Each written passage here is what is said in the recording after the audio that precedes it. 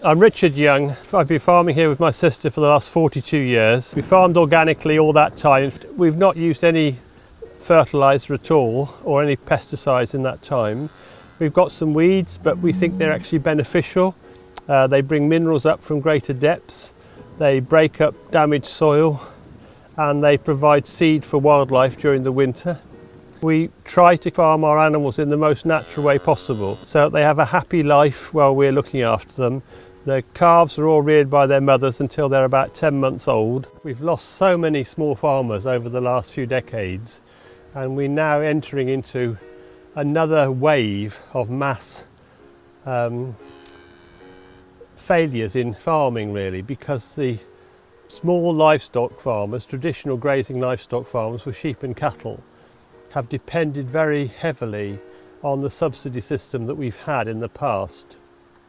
And the way things are looking, they're going to end up not being able to make a profit.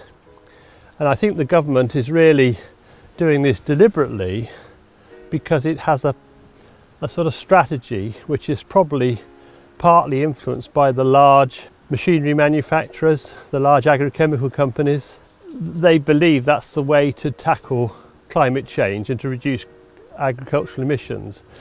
I fundamentally disagree with that, and I think for me also we're going to lose the heart out of the rural communities, farmers who've got generations of expertise of how to look after the land, who've farming farms that their fathers, grandfathers and even other generations started, who feel an enormous responsibility to go on maintaining that land, are going to be eased out by gradual squeeze on their economic situation. Ironically, those of us who are farming organically at the moment are probably doing slightly better than we might have been for a long time, because we're not affected by increased fertiliser costs. We're not affected, many of us, by increased feed costs. Certainly I'm not, because all our feed we produce is the grass on the farm that grows, and also the hay that we make from that grass. But there are very, very few opportunities for young farmers to get started in the industry, because all the land that comes on the market is being snapped up by people with city money.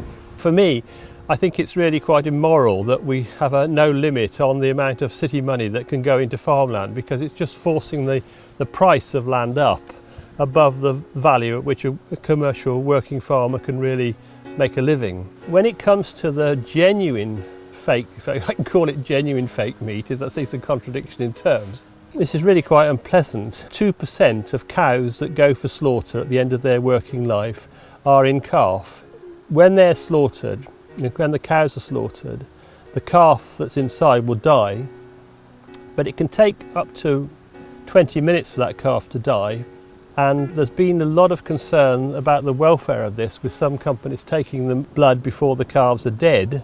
But at the end of the day, they're still having to use an awful lot of energy in these bioreactors to produce these products. What I think is also overlooked is that with a herd of cattle like ours and natural grazing systems, there's a huge interrelationship between biodiversity and that herd of cattle.